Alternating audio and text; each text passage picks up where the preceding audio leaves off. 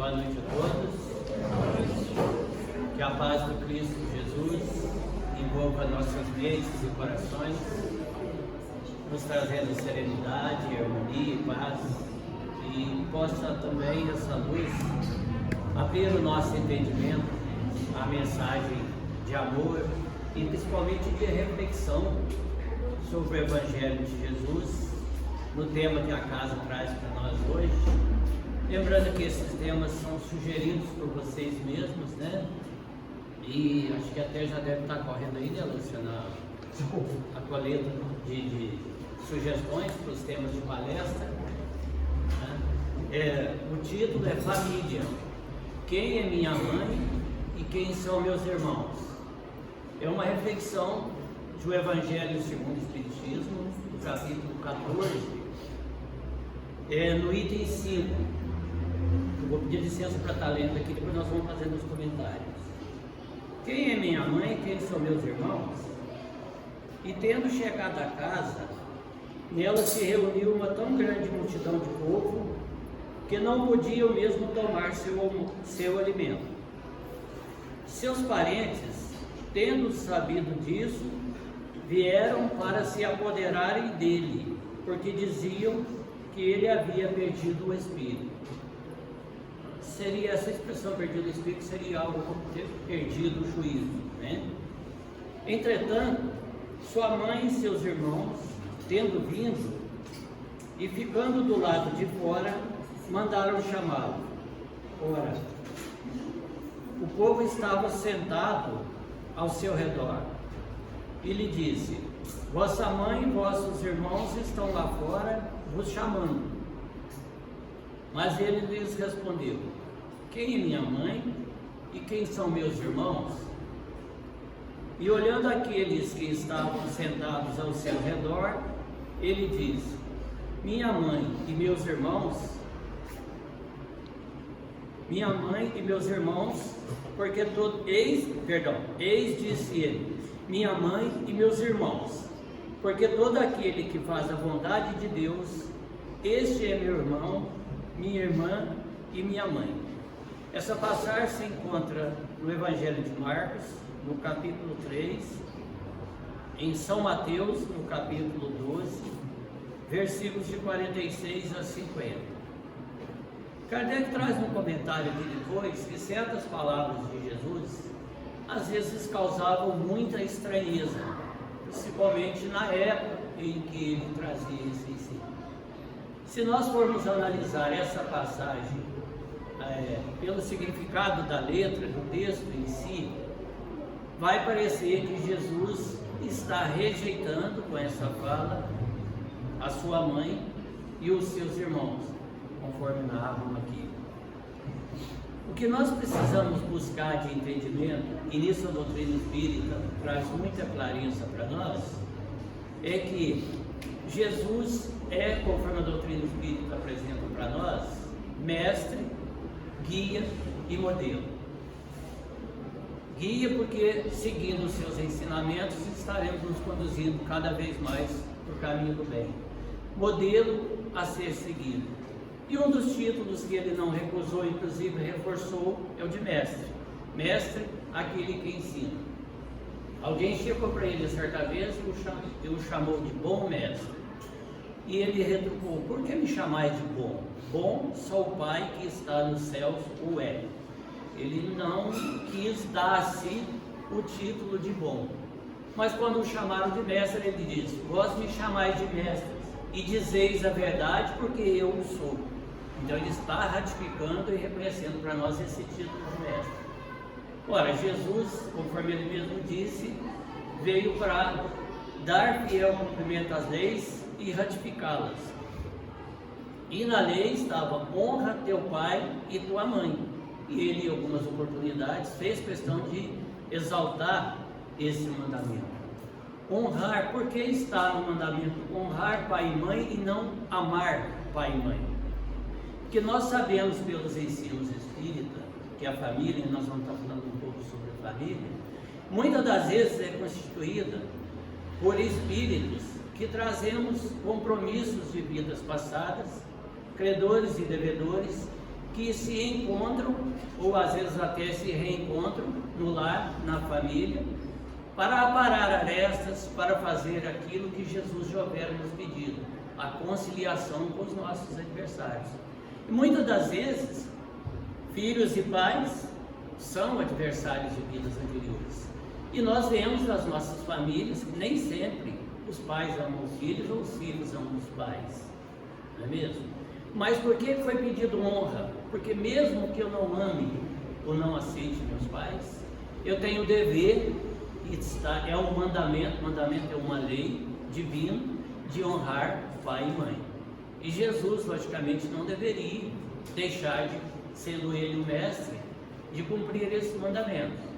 Como também em outras passagens, ele demonstra carinho e afeto, principalmente por sua mãe. Mas, por que disse ele essas palavras então? O que Jesus estava querendo trazer de ensinamento para todos nós?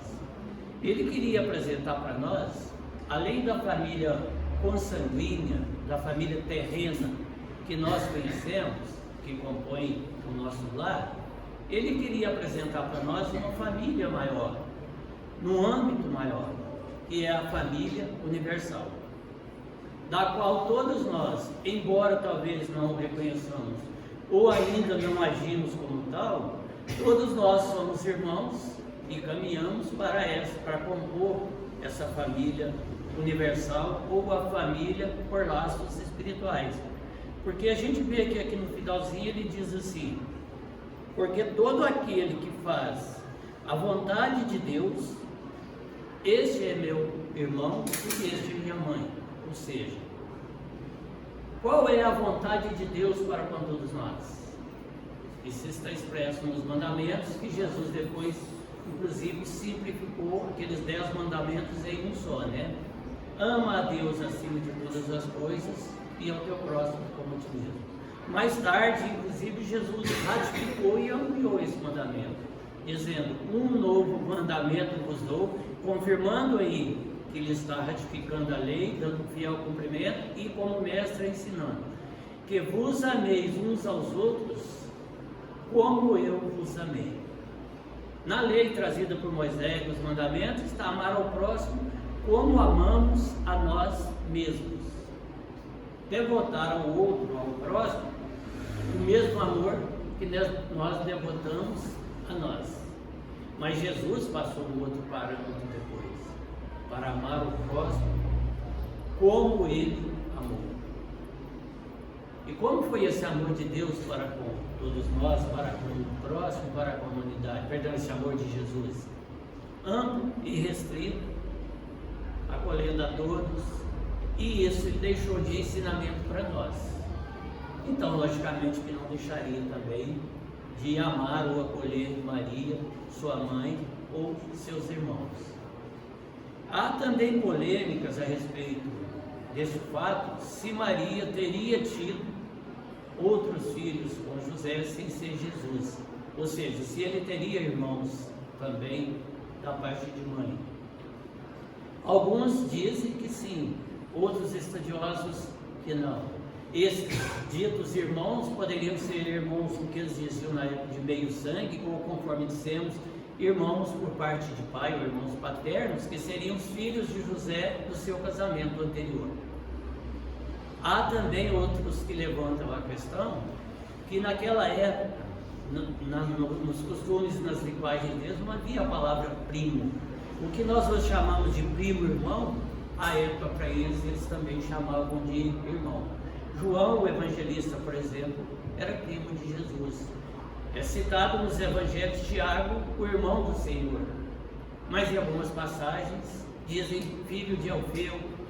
Então, há essas controvérsias, se eles seriam ou não irmãos. Isso teria alguma importância para nós no tocante aos ensinos de Jesus? O que ele quis focar para nós nesse momento? A existência desta família universal, dessa família espiritual, né, para a qual todos nós tendemos a afirmar ou a formar, certo? Estamos aqui para aprender e crescer e formar essa humanidade única. Se a gente for buscar nos ensinamentos, por exemplo, de Gandhi, quando ele diz, quando o homem se eleva, eleva consigo toda a humanidade. O que quer dizer isso? O espírito, em se elevando, ele quer buscar para junto de si, ele quer que aquele meio onde ele está vivendo de paz, de harmonia, o mundo espiritual elevado, ele quer também para os outros. É o verdadeiro amor ao próximo, como amou Jesus, ou como devemos nós amar a nós mesmos. Então o espírito se elevando, ele busca trazer para junto de si aqueles por quem tem afeto, ou seja, toda a humanidade, porque quando o espírito se eleva, ele já tem esse campo de visão criado. No livro dos Espíritos tem a seguinte questão: se é dado ao homem conhecer toda a verdade aqui na Terra?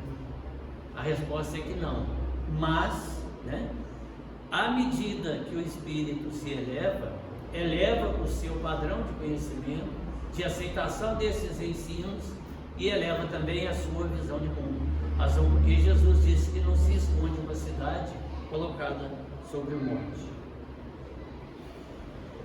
Nós vamos buscar também o significado de família. Família seria pessoas que convivem entre si, tendo, na definição mais antiga do dicionário, um certo laço de parentesco. Hoje nós estamos vendo que há já algumas modificações nesse contexto, mas no fundo o que nós queremos focar nesse ensino aqui é a família espiritual, ou conforme às vezes é dito, família humana. Mas quando se pensa em família humana, não pensemos nesse momento, nessa encarnação presente, mas em termos de humanidade, que nós todos somos cidadãos do mundo, cidadãos do universo. Nós compomos essa humanidade toda. Para buscar mais algum complemento sobre esse assunto, nós vamos ver aqui no Livro dos Espíritos, a questão 204, que trata de parentesco e filiação. Uma vez que temos tido várias existências, a parentela remonta além da nossa existência atual?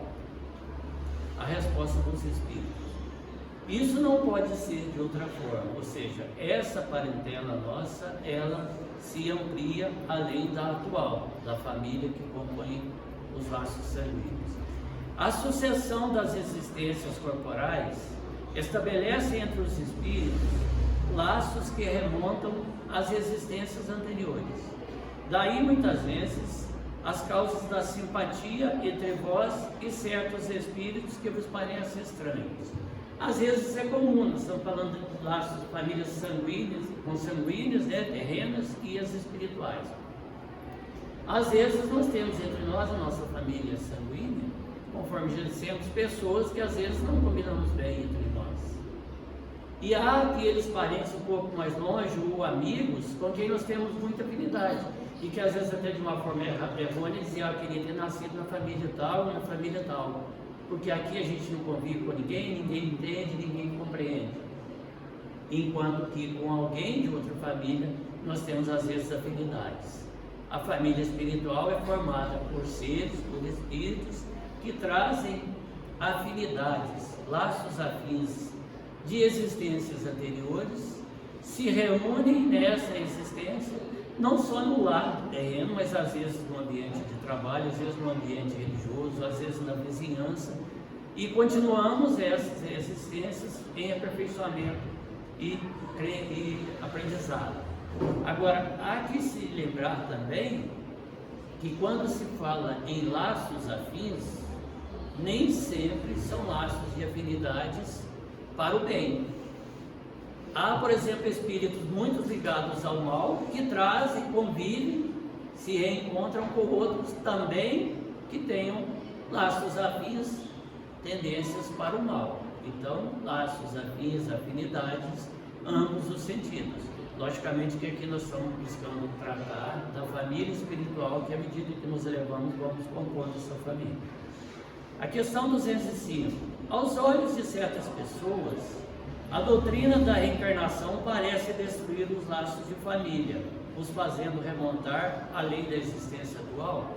Esse é um ponto que às vezes algumas das religiões critica com a doutrina espírita, dizendo isso, essa questão está também em O Evangelho segundo o Espiritismo, que a reencarnação, ela destruiria os laços de família.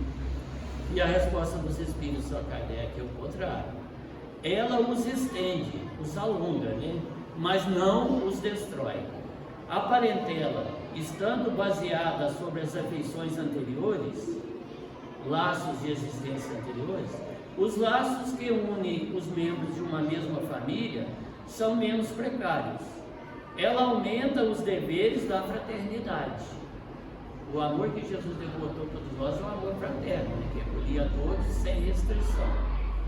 Visto que entre os vizinhos ou em vosso servidor pode-se encontrar um espírito que esteve ligado a vós pelos laços consanguíneos em existências anteriores. Continuando aqui a questão 207, os pais transmitem quase sempre aos seus filhos uma semelhança física. Transmitem-lhes também uma semelhança moral? O pai sempre educado, no bom caminho, servidor do bem, cristão. Isso quer dizer que o filho também o é ou o será? É a pergunta de Kardec aos espíritos. A resposta: não. Uma vez que tem almas ou espíritos diferentes. O corpo procede do corpo, mas o espírito não procede do espírito. Entre os descendentes das raças não há senão consanguinidade.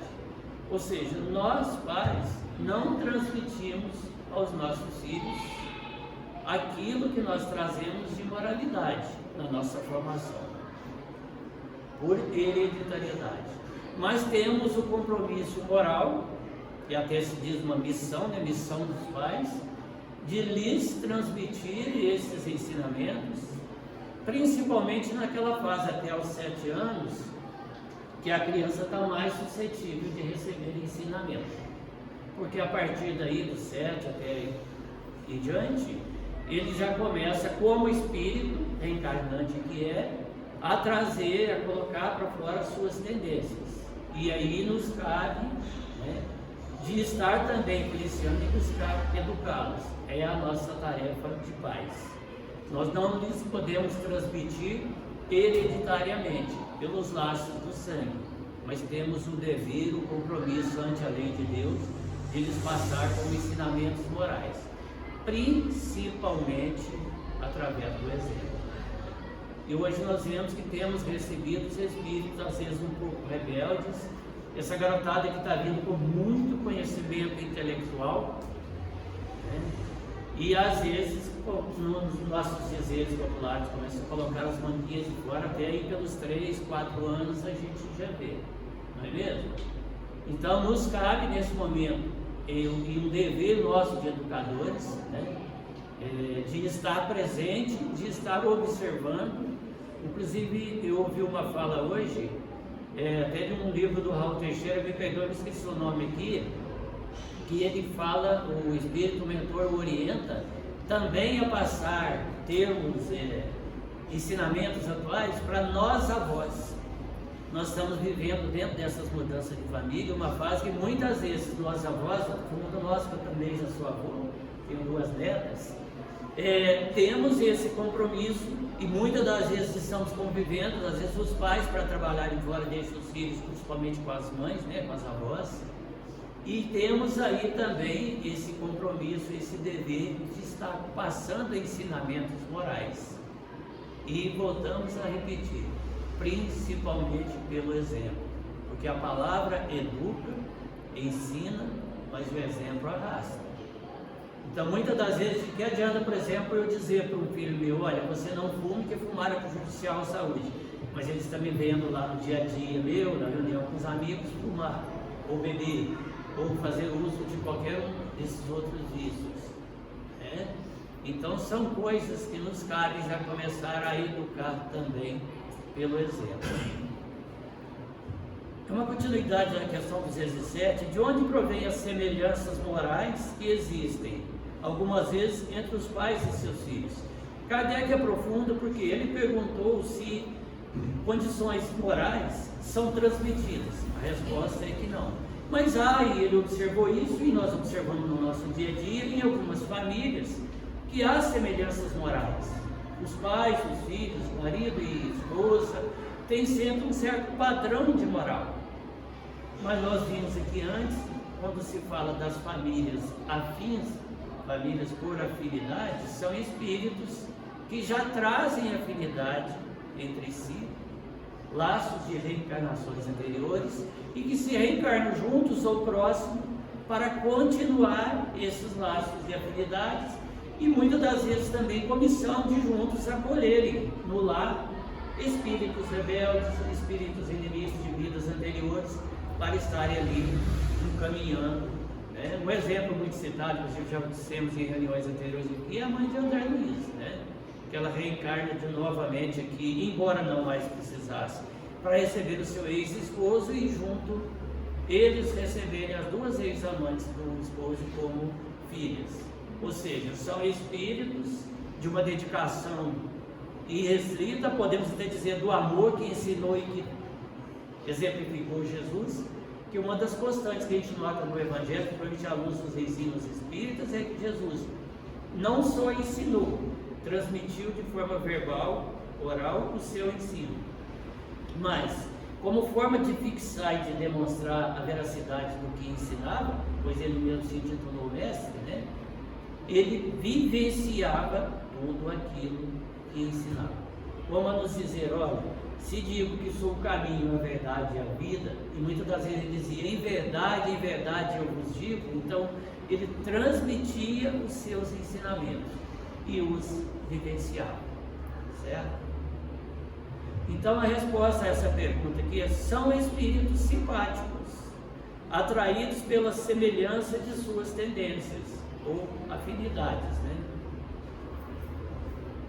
O espírito dos pais não exerce influência sobre os do filho depois do nascimento. Há uma influência muito grande. Como dissemos, os espíritos devem concorrer para o progresso um dos outros, para que todos possamos compor essa família universal. Muito bem, os espíritos dos pais têm por missão, aqui os espíritos dão a Kardec esse nome, a paternidade, a maternidade é para nós missão, desenvolver dos seus filhos, desenvolver o espírito dos seus filhos, pela educação. É para ele uma tarefa. Se nisso falha, é culpado. Então, um lembrete para nós, né? Tem até uma colocação que não me lembro de qual livro, que diz assim: ai de vós, se por vossa causa a semente morrer semente. O espírito que nós recebemos como filho, conforme já dissemos até aos 7 anos, está bem suscetível de ensinamento, e lembramos que a mãe principalmente, mas o pai também, quando o feto ainda na barriga da mãe, ainda em gestação, ele já está sendo educado, ele já está recebendo lições. Por exemplo, se os pais o rejeitam, ele está sentindo nas vibrações da mãe ou do pai, nas falas, a energia da recusa, ou o amor, o carinho com que ele é recebido, ele é devotado. Então nós estamos, em verdade, educando até mesmo antes do nascimento. E nessa fase de até os 7, total atenção, e depois vigilância dobrada. É a nossa tarefa, porque aqui os Espíritos dizem a Kardec: se nisso falhamos, nós somos culpados disso. E depois, se vemos aí os nossos filhos, né, em situações de criminalidade, sofrendo por suas próprias consequências, etc. e tal, a nossa consciência, como juiz divino dentro de nós, vai nos cobrar isso, né? Ela vai nos perguntar a nós mesmos: o que fizestes do espírito que lhe confiamos, que veio para o aprendizado e para o crescimento? Aquela semente cujo terreno, cujo solo nós deveríamos cultivar antes para plantá-la. Isso representaria o período antes de berço, antes de nascimento, e depois, né? do berço. Emmanuel diz que do primeiro dia de vida no berço, primeira aula do Espírito nessa reencarnação. E assim em todas, né? Para todos nós. Bem, nossa tarefa então de pais, de educadores, é essa, de buscar acolher e educar aqueles a que recebemos para compor o nosso lar terreno, que é a família humana, e educá-los para compor todos juntos a família universal. Há uma passagem de Jesus que ele nos recomenda a reconciliar com aqueles adversários que estão conosco no mesmo caminho, na mesma jornada. E ele continua dizendo que, se assim o proceder, faremos dele um amigo, ainda para essa existência terrena e para as vindouras, para toda a eternidade.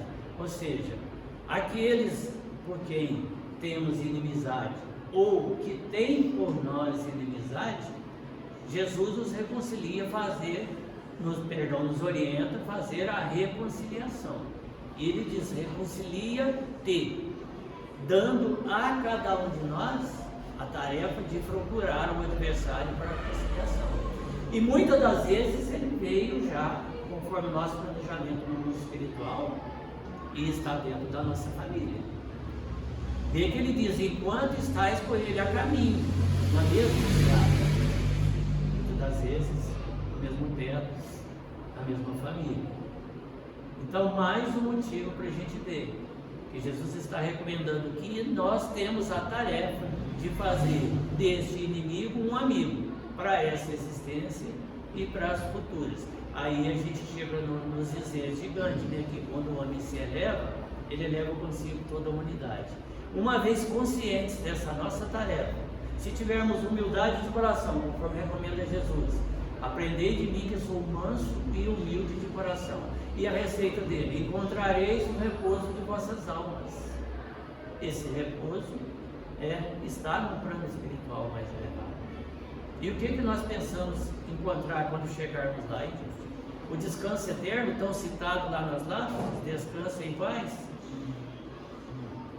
Não, nós estamos já aqui sendo preparados, e nós espíritas temos essa vantagem, temos esse mérito de ter o conhecimento do Pentateuco Espírita ao nosso alcance, para nos educarmos e assim podermos cumprir a nossa tarefa de educadores.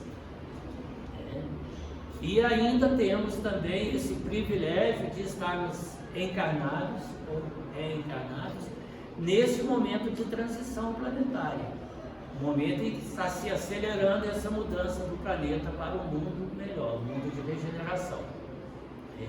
Então, mais um motivo para que nos despertemos nossa consciência para essa tarefa. O que estamos fazendo aqui? Qual é a minha tarefa? Aí a gente pode até buscar aquele conselho de Santo Agostinho, né, quando lá no livro dos Espíritos fala: conhece-te a ti mesmo.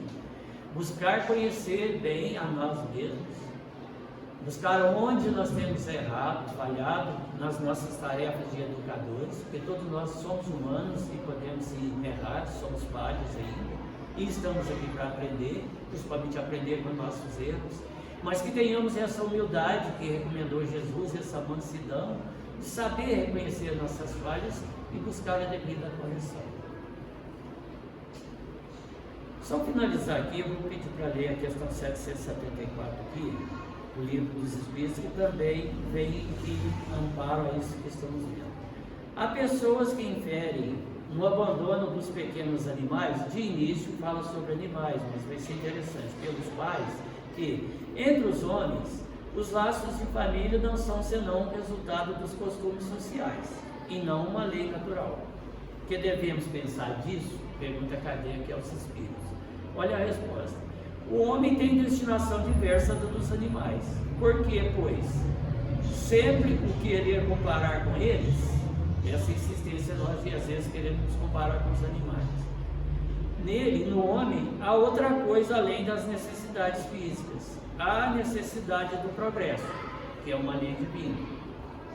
nos laços sociais são necessários ao progresso. E os laços de família, nós estamos falando aqui de família, né? Tocante à família de Jesus, etc. e tal, estreitam os laços sociais. Eis porque os laços de família são uma lei natural. Esses laços da família consanguínea são lei natural, portanto, lei divina. Deus quis que os homens aprendessem assim a se amar como irmãos.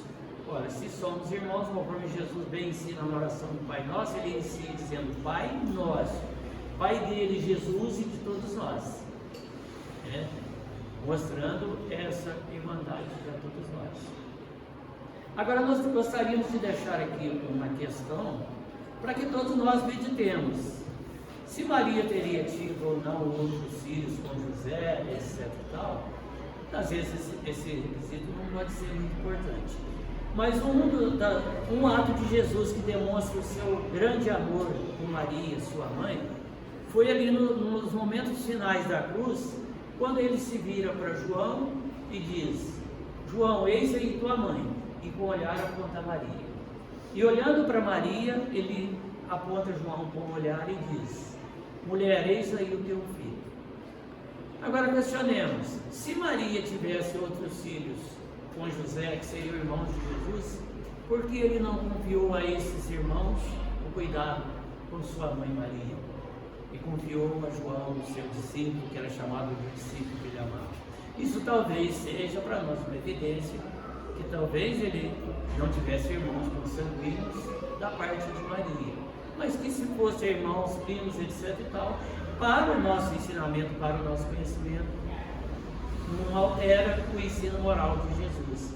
Mas é uma questão que a gente deve também buscar conhecer. E conforme diz nos Espíritos, no livro dos Espíritos, à medida que nos elevamos em conhecimentos morais, o horizonte se alarga e ao longo do tempo, quando a nossa mente, o nosso raciocínio comportar, as verdades vão nos chegando aos poucos. Agradecemos a paciência de todos, uma boa noite e que Jesus nos ampare na nossa caminhada.